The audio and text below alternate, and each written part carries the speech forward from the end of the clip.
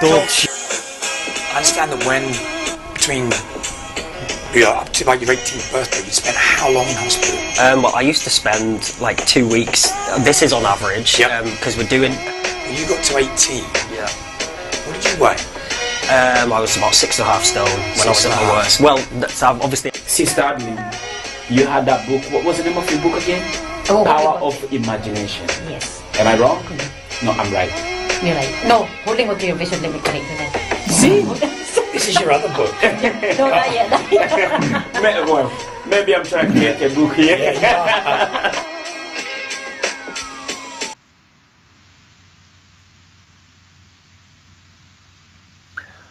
Welcome to the Best Way TV. This is the only place you can beat coronavirus and learn how. 5 valuable things. 5 valuable things you can do when you're self-isolating. So I would like to introduce my co-host, and we'll bring her onto the screen. Where are you, Super D? There she is, because this is, are you ready? The Power Talk Show. You ready? We're going to do it together, right?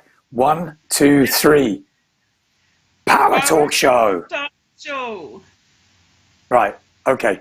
Well, this is pretty good. This is technology working at its best, because Dee's in London, I'm in Glasgow, and we're going to take you through how you can actually, whilst you're self-isolating, do 5 valuable things. 5 valuable things, because coronavirus actually is this amazing opportunity. So anyway, Dee, how are you right now? I am really good, Mark. Really, really good, thanks. How are you? Yeah, great, thank you very much. Very good. No, it's been a wonderful day in Glasgow. It's been really, really sunny. Just waiting for the complete lockdown, but it's going to happen. So I think what we need to do is we need to help people and give them 5 valuable things, because self-isolation is going to be challenging, but it is actually an opportunity that we can use basically to make our lives better and better and better. So first thing we're going to talk about is decluttering your wardrobe. I think that's a fantastic thing to do. Yeah, absolutely. I mean, there's so many benefits to decluttering your wardrobe, your shoes, your clothes, your jackets. It's going to give you emotional wellness, and it's something very, very positive that you do for yourself. And as you know from what you know about me, I mean, positivity is a big, big thing in my life. Decluttering actually clears out some headspace as well as some wardrobe space. And because you do that, it brings it on to loving yourself more, because you're getting rid of things that are no longer of benefit to you, no longer of need to you. So what's happening is you're clearing that space, not only in the wardrobe, but also in your head, which then clears your mind a little more and gives you more time to be able to love yourself and respect yourself that little bit more. So there's, all right, so the thing, and it also, there's a big thing that happens with that as well, that you also demonstrate to yourself that you can make changes in your life, that change is not such a bad thing. Like the self-isolating, it's not such a bad thing, because it gives you these opportunities. So right, so let's just talk about the wardrobe a second. Sorry to interrupt. So the way to do it is to split the wardrobe into 2 bits. The bits you're going to keep, and the bits that are going to be put in a box, put in a bag, and you're going to get rid of. Is that right? Is that the best way of doing it? Yeah, I would say so, yeah. Okay. And how much of the wardrobe should we be getting rid of? What do you reckon? Half of it? How much of the clothes in the wardrobe should we be trying to get rid of? Half of the clothes in your wardrobe? Well, that also depends on how many clothes that you actually own. I would bring my wardrobe down to minimalising it. I would bring it down to having 4 or 5 pairs of trousers. I mean, that's plenty for a week. And then your shirts, oh my goodness, if I went to my dad's wardrobe, I think my dad must have over 30 odd shirts. So many There is more than what nothing he wrong can with actually 30 wear. shirts. So I would bring that down to 7 shirts. If you're wearing a shirt every day, 7 shirts, you know, and 7 even then shirts, right. you've got t-shirts, all the rest of it, so you could chop and change a few of each. Statistically, right, people wear 20% of their wardrobe 80% of the time, right? Just think about that for everybody back home. Because when you start to look at this, this is a fantastic fact that you wear, you know, a small amount of clothes most of the time. So you could, I know it's down to how much stuff you've got, lose 80% of your wardrobe because you never wore it. But so that's the first thing that we have to do, is we can use this time in self-isolation to get rid of all of those clothes that you've never worn in the last 6 months, the last 12 months or beyond. If it's more than 12 months, bin it, bag it, and then we can get it off to charity. Somebody else can get the benefit of it. All right, second thing, right? Organizing your house, right? This, I think, is really important as well. So there's different ways or different reasons, should we say, to organize your house. So is your house fully organized just now? Yeah, I mean, my goodness. I mean, at the moment, I'm organising my house. I'm getting ready for a house move, which isn't going to happen in the very near future, but it's happening. But that also, when you clear your house, clean it. So you're cleaning, you've got more time to get cleaning into your corners at the moment, things that you wouldn't do in an everyday job when you're cleaning. Sometimes it's just a quick dust or a quick tidying up. So this is a good opportunity to get your house cleaned, get some odd jobs done, do that little bit of decorating that might have needed done for a while, like your skirting boards or a ceiling or whatever it might be. It's going, when your house is clean and tidy, it helps you relax more. And that has a fantastic benefit. When you're more relaxed, you actually are less stressed, which then allows you to sleep much better because you've not got so much going on in your mind. It helps. Again, it's more like a kind of declutter of the brain. You know, it gives you that more headspace. And if your house is tidy, your living space is tidy when you're going to bed at night, there's a feeling of accomplishment, and you wake up in the morning, which then gives you that added benefit that you're raring to go. You've not woke up to dirty dishes in the sink or a messy living room or whatever. I totally agree. I totally agree. So it's all about having your house tidy, clean, all the odd jobs done. So it's just kind of exactly the way that it should be all the time. Because, you know, I think the way that, if you like, our houses are is a state of our minds. And if our minds are really busy and they're disorganized, then it tends to reflect back in the house that we've got. And so if we can get the house right, we can get our minds right. That's about it, isn't it? Yeah, could you repeat Do you agree with that, Mark? Sorry. Right, so what I'm saying is, you know, when your mind is clear, when your mind is organized, then your house is organized too. And the reverse is true. So if your house is like all over the place, it just means that your mind's all over the place as well. So it's really important to kind of get your mind in the right place. Yeah, absolutely. Right. I mean, if you've got tidy shelves, your mind is so much clearer. If you're looking at shelves that are really higgledy-piggledy, you've got things not sitting right, then it does mess with the head. It really does mess with it.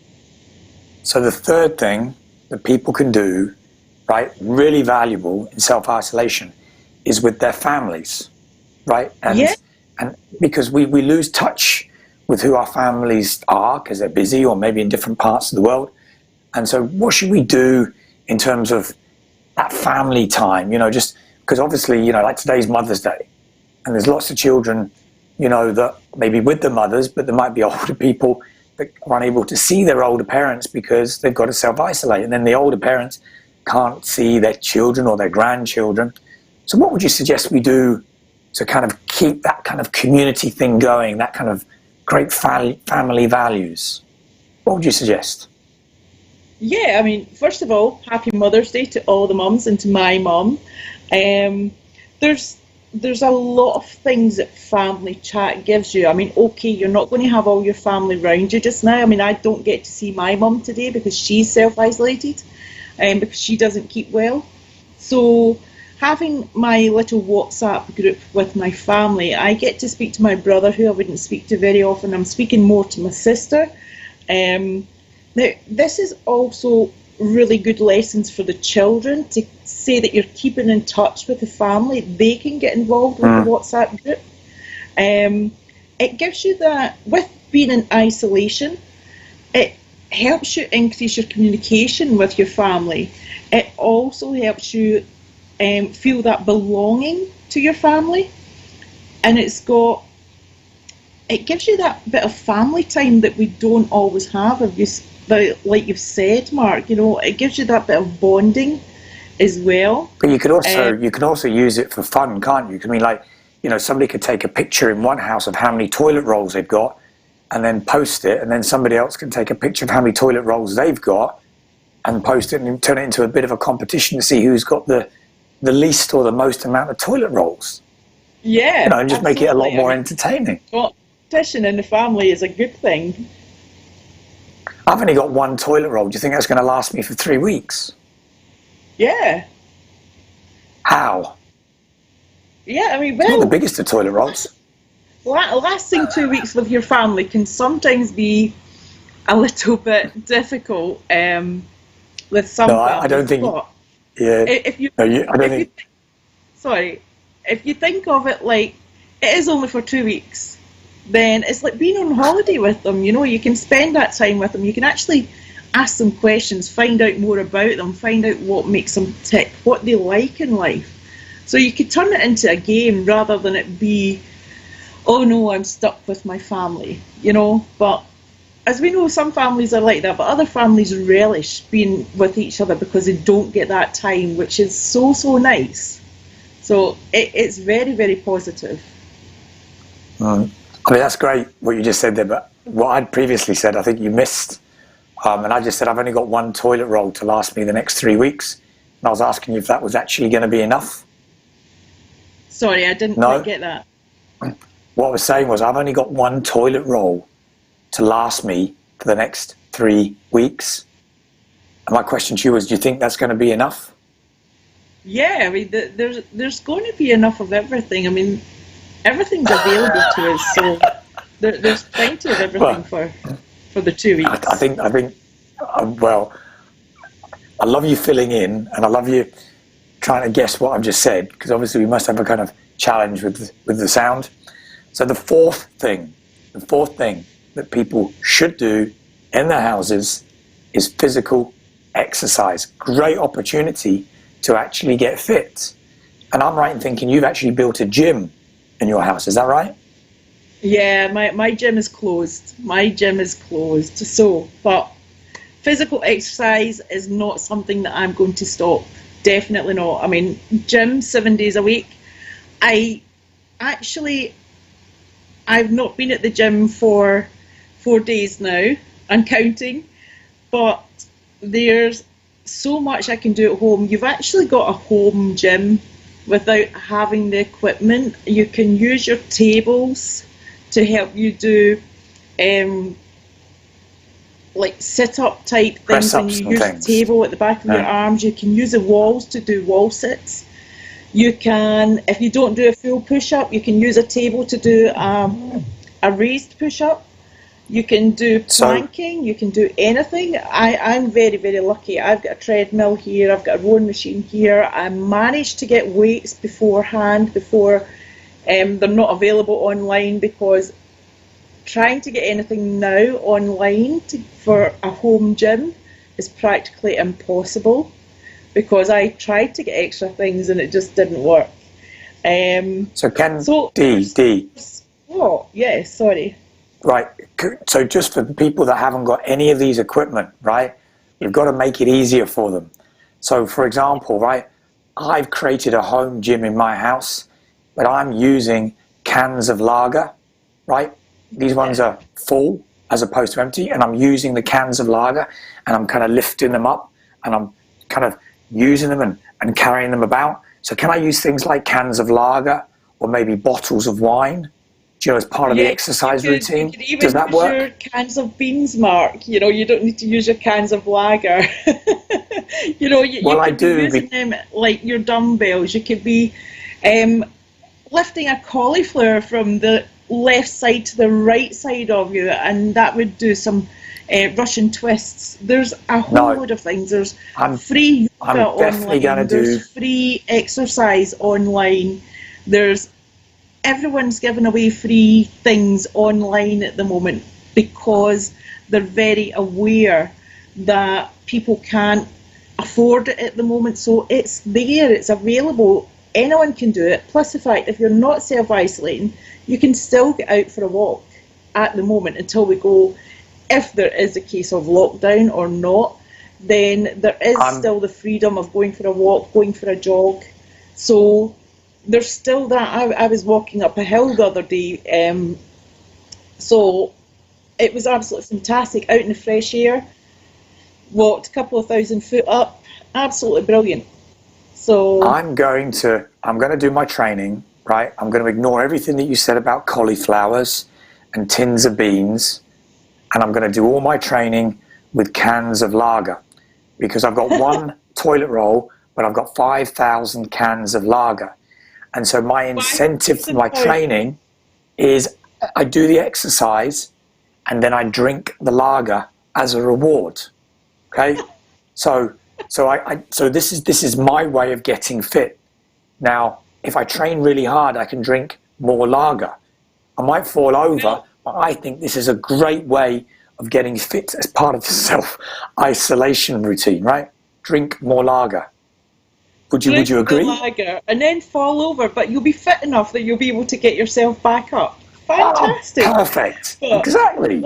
Exactly. Let me just say that there's a couple of excellent benefits of exercising. You boost your moods, you boost your metabolism, you boost your sex drive, your weight can decrease. You're not a couch potato at the end of self-isolation. You can reduce the risk of heart disease. For drinking lager, does it? Diabetes type 2 as well. And this all works with drinking all the lager after the training session? I get all those same benefits? Right. Great. Let's go on to the last one. Your lager, Mark. I knew the self-isolation was coming along, and I went to the shops and I had to prioritize everything, and I bought one toilet roll and 5,000 cans of lager. Right. Yeah. So I'm well stocked up. How about you put one can of lager in one room, one can in the next, and keep doing that through your whole house, and then go on a pub crawl. Yeah. Do you know what? I'm going to put a name over each of the doors I've got to go in. So one will be the Queen Vic, right? One will be the Fall Down Inn, right? And so I'll do that. I'm going to do that when we finish. And I'm going to go on a pub crawl around my house, and then I'm going to change the names on the doors. So I'm going into a different pub every time. Brilliant. Yeah. Right. Let's perfect. Let's go on to the last one then, right? So the fifth area is personal development. We have an opportunity, whilst we're self-isolating, to make ourselves better people, to learn more things. I think this is incredibly valuable, rather than just kind of sitting on the sofa, drinking lager, watching television. Well, this is drinking lager after you've trained. You can actually do some personal development. So how would you suggest we do that? What's the best way of bettering ourselves? Oh my goodness, there is so many places that give you free personal development. There's loads of courses available. We've got books we can read. We've got different channels on the television you can even watch, documentaries. There's different things that you could do that you wouldn't normally do. The YouTube? Would you go onto YouTube? Get on Chakra School, Udemy, Vimify, Mind Valley. There's challenges, there's intense courses, there's small courses that will teach you computer programs. You know, there's lots of different things, but there's quite a few benefits about personal development, it's basically the process of self-improvement, which is a vital part of your growth, basically. So it would raise your aspirations, fulfill your goals, helps figure out what you want to achieve in life. Now, you can make your goals clearer when you figure these things out. Also, by increasing your motivation, you've got a better work-life balance, and you could actually improve your career prospects by increasing your personal development just by doing a couple of courses. So I've got a question for you then, right? Yeah. How about I learn the skill of either attraction, law of attraction, or manifestation? Because my concern is that if this continues for more than maybe 10 days, my stack of 5,000 cans of lager is going to get really quite low. And if I'm not allowed out the house and the pubs are shut, I'm going to have to manifest more beer to come into my life. So I think this idea of personal development is brilliant, because if I'm sober enough and I can remember that I'm going to manifest more beer, right? And I'll go onto the lager manifestation channel, right, that exists on YouTube to manifest more beer. And I think this personal development is really important for that reason. We've got I saw you lager on drinking the brain tonight. But what you could do, you could manifest yourself, the love of your life. You could also manifest more money into your life. Wait a minute. How can you manifest? How can you manifest the love of your life? When that's what you're thinking about, then so be it. Dee, how can you manifest the love of your life if she's self-isolated somewhere else? Well, how do you do that? We're not going to be in self-isolation forever, so you could start thinking about who it is that you want. Right, but maybe you could manifest her, and then you could actually have a Skype chat or something, and then you could meet her virtually. You never know what's round the corner. So you could manifest your virtual perfect boyfriend or girlfriend. Yeah, you could manifest anything, Mark. Could you? Right, okay. Right, so I think we should just recap very quickly on these 5 valuable tins of lager. These 5 valuable things that we should do in the house. So the first thing was we declutter the wardrobe and we take out the old cans of lager and see what clothes are left. Is that right? See which ones you've got hidden in your wardrobe. You might find some full ones if you're lucky. So that's the first one. Second is you reorganize your house and make sure all the cans of lager are pointing in the right direction, right? That's stacked important, neatly, yes, with the beans and the toilet roll hidden behind the back of them, right? Yeah. I think that's really important. Yeah, get them within reach. Right. The third one was the organizing the family chat groups, right? Yeah. So I have actually heard that the chat groups with some friends are actually having some socializing where they get their drink and then they've been having their nights out, but they're actually in the house and they're all talking to each other. That's shocking. They shouldn't be drinking and doing that. They should just be spending time chatting to each other. This thing about drinking and lager, though, I think that's a really bad idea. And then this fourth idea was exercise and having the right incentives to do the exercise. So that was really good. So we're going to do that. And then the last one was personal development.